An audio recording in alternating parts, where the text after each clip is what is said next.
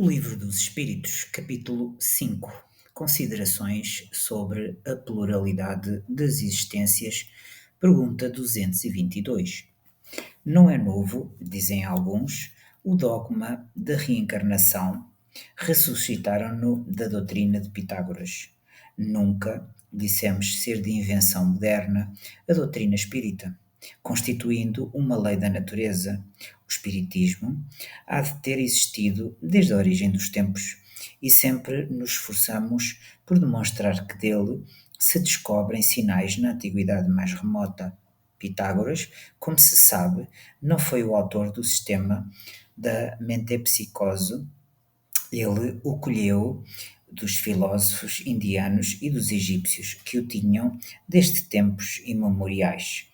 A ideia da transmigração das almas formava, pois, uma crença vulgar, aceita pelos homens mais eminentes. De que modo a adquiriram? Por uma revelação ou por uma intuição? Ignorámo-lo. Seja, porém, como for, o que não padece dúvida é que uma ideia não atravessa séculos e séculos, nem consegue impor-se a inteligências de escola, se não contiver algo de sério. Assim, a ancianidade desta doutrina, em vez de ser uma objeção, seria prova a seu favor. Contudo, entre a metempsicose dos antigos e a moderna doutrina da reencarnação, há, como também se sabe, profunda diferença, assinalada pelo fato de os espíritos rejeitarem, de maneira absoluta, a transmigração da alma do homem para os animais e reciprocamente. Portanto, ensinando o dogma da pluralidade das existências corporais, os espíritos renovam uma doutrina que teve origem nas primeiras idades do mundo e que se conservou no íntimo de muitas pessoas até aos nossos dias. Simplesmente, eles a apresentam de um ponto de vista mais racional, mais acorde com as leis progressivas da natureza e mais de conformidade com a sabedoria do Criador, despindo-a de todos os acessórios da superstição. Circunstância digna de nota é que não só neste livro os espíritos a ensinaram no decurso dos últimos tempos. Já antes da sua publicação, numerosas comunicações da mesma natureza se obtiveram em vários países, multiplicando-se depois consideravelmente. Talvez fosse aqui o caso de examinarmos porque os espíritos não parecem todos de acordo sobre esta questão. Mais tarde, porém, voltaremos a este assunto. Examinemos de outro ponto de vista a matéria e, abstraindo de qualquer intervenção dos espíritos, deixemos-los de lado. Por enquanto, suponhamos que esta teoria nada tenha a ver com eles. Suponhamos, mesmo que jamais se tenha cogitado de espíritos. Coloquemo-nos momentaneamente num terreno neutro, admitindo o mesmo grau de probabilidade para ambas as hipóteses, isto é, a da pluralidade e a da unicidade das existências corpóreas, e vejamos para que lado a razão e o nosso próprio interesse nos farão pender. Muitos repelem a ideia da reencarnação pelo só motivo de ela não lhes convir. Dizem que uma existência já lhes chega de sobra e que, portanto, não desejariam recomeçar, outra semelhante. De alguns sabemos que saltam em fúria só com o pensarem que tenham de voltar à Terra. Perguntar-lhe-emos apenas se imaginam que Deus lhes pediu o parecer ou consultou os gostos para regular o universo. Uma de duas, ou a reencarnação existe ou não existe. Se existe, nada importa que os contrarie, terão que a sofrer sem que para isso lhes peça Deus permissão. Afiguram-se-nos os que assim falam, um doente a dizer: sofri hoje bastante, não quero sofrer mais amanhã. Qualquer que seja o seu mau humor, não terá por isso que sofrer menos no dia seguinte, nem nos que sucederem, até que se ache curado. Consequentemente, se os que de tal maneira se externam tiverem que viver de novo, corporalmente, tornarão a viver, reencarnarão. Nada lhes adiantará regularem-se, quais crianças que não querem ir para o colégio ou condenados para a prisão. Passarão pelo que têm de passar. São demasiados pueris semelhantes objeções para merecerem mais seriamente examinadas. Diremos, todavia, aos que as formulam para se tranquilizem, que a doutrina espírita, no tocante à reencarnação, não é tão terrível como a julgam, que, se a houvessem estudado a fundo, não se mostrariam tão aterrorizados. Saberiam que deles dependem as condições da nova existência, que será feliz ou desgraçada, conforme ao que tiverem feito neste mundo, que desde agora poderão elevar-se tão alto que a recaída no lodaçal não lhes seja mais de temer. Supomos dirigir-nos a pessoas que acreditam no futuro depois da morte, e não aos que criam para si a perspectiva do nada, ou pretendem que as suas almas se vão afogar num todo universal, onde perdem a individualidade como os pingos da chuva no oceano, o que vem a dar quase no mesmo. Ora, pois, se credes num futuro qualquer, certo não admitis que ele seja idêntico para todos, porquanto, de outro modo, qual a utilidade do bem? Porque haveria o homem de constranger-se? Porque deixaria de satisfazer a todas as suas paixões, a todos os seus desejos, embora à custa de outrem, uma vez que por isso não ficaria sendo melhor nem pior. Credes, ao contrário, que esse futuro será mais ou menos ditoso ou inditoso, conforme ao que houverdes feito durante a vida, e então desejais que seja tão afortunado quanto possível, visto que há de durar pela eternidade, não? Mas, porventura, teríeis a pretensão de ser dos homens mais perfeitos que hajam existido na terra, e, pois, com o direito a alcançardes de um salto a suprema felicidade dos eleitos? Não.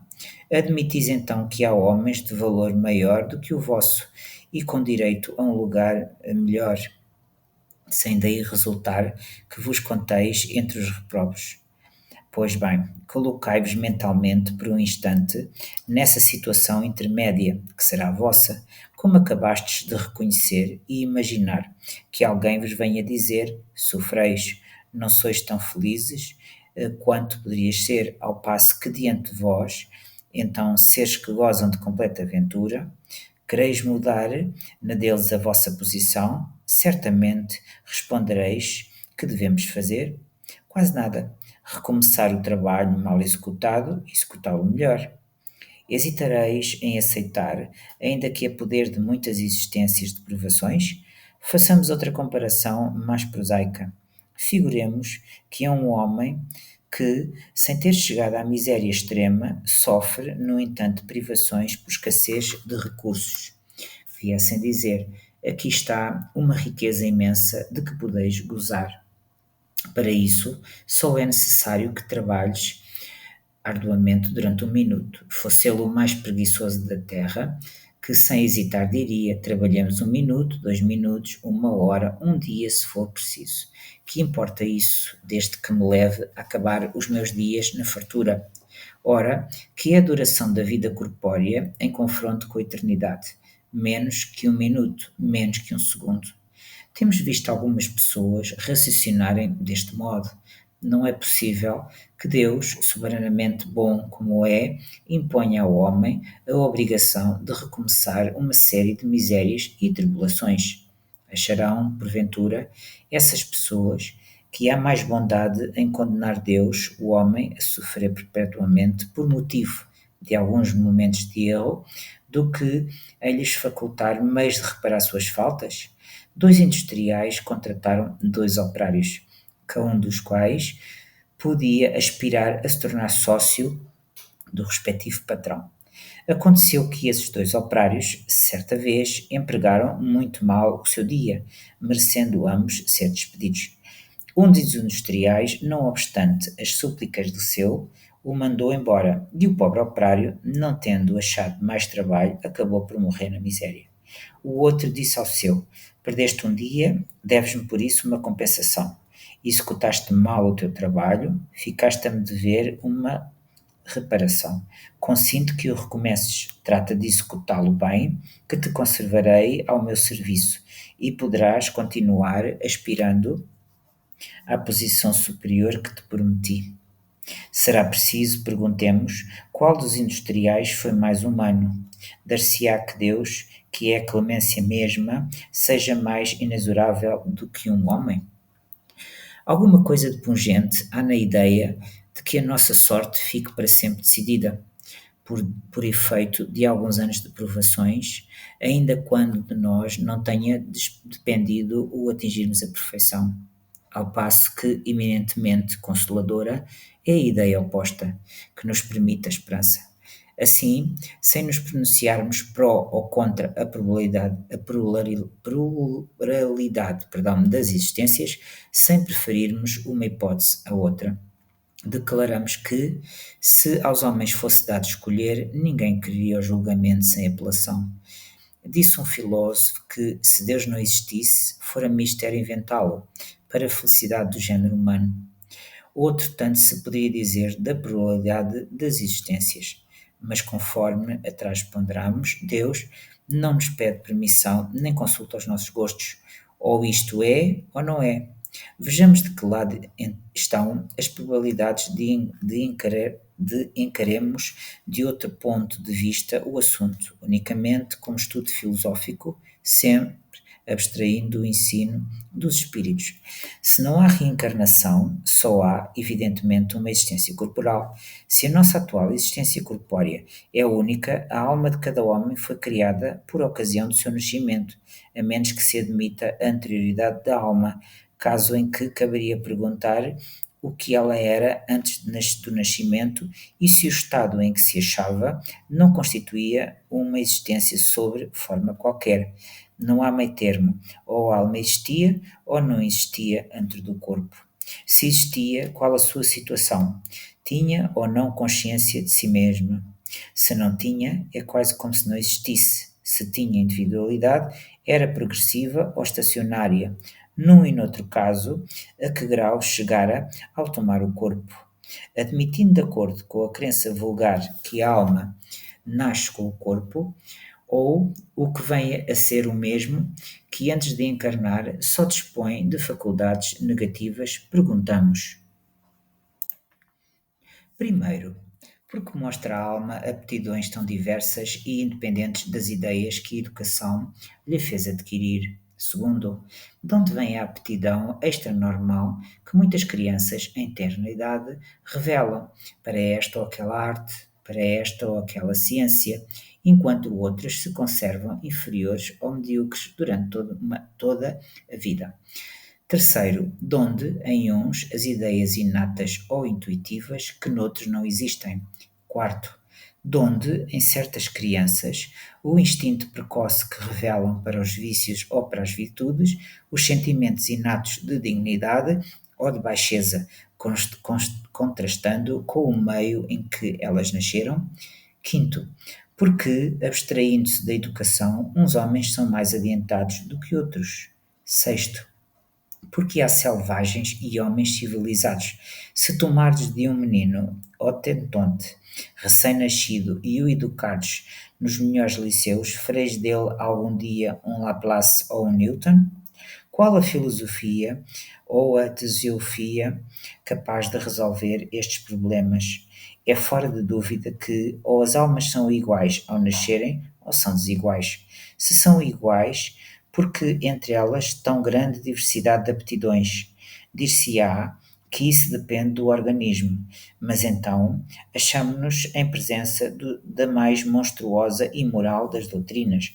O homem seria simples máquina, joguete da matéria, deixaria de ter a responsabilidade de seus atos, pois que poderia atribuir tudo às suas imperfeições físicas. Se as almas são desiguais, é que Deus as criou assim. Nesse caso, porém, porque a inata superioridade concedida a algumas corresponderá essa parcialidade à justiça de Deus e ao amor que ele consagra igualmente a todas as suas criaturas?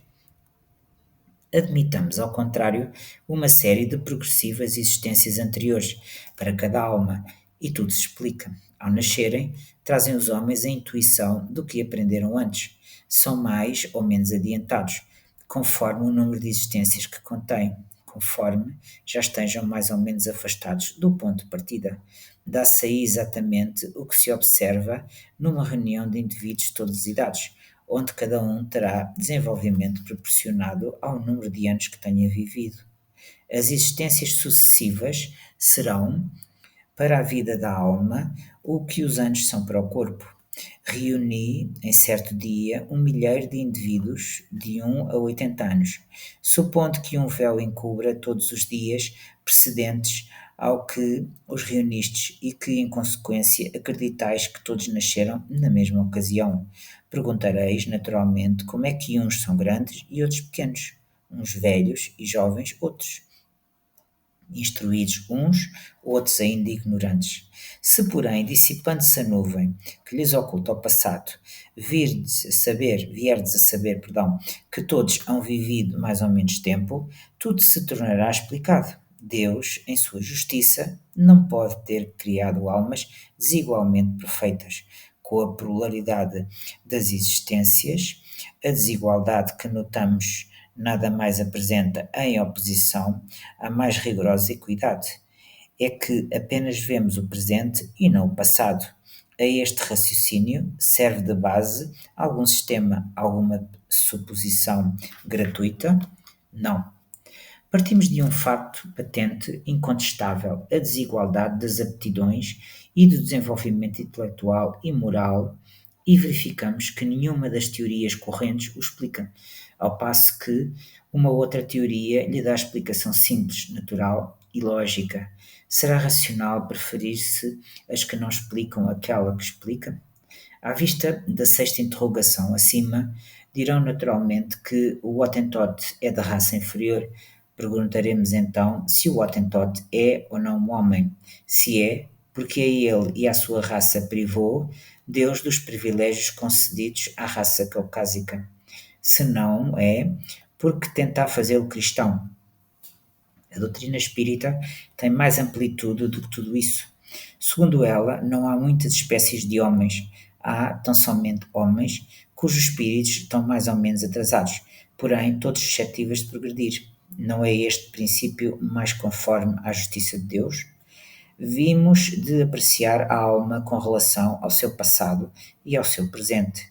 Se a considerarmos, tendo em vista o seu futuro, esbarraremos nas mesmas dificuldades. Primeira, se a nossa existência atual é que só ela decidirá da nossa sorte vindoura, quais na vida futura as posições respectivas do selvagem e do homem civilizado? Estarão no mesmo nível ou se acharão distanciados um do outro, no tocante à soma de felicidade eterna que lhes caiba?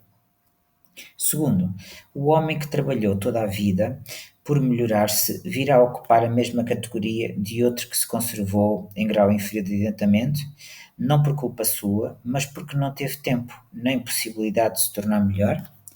Terceiro, o que praticou o mal por não ter podido instruir-se será culpado de um estado de coisas cuja existência em nada dependeu dele?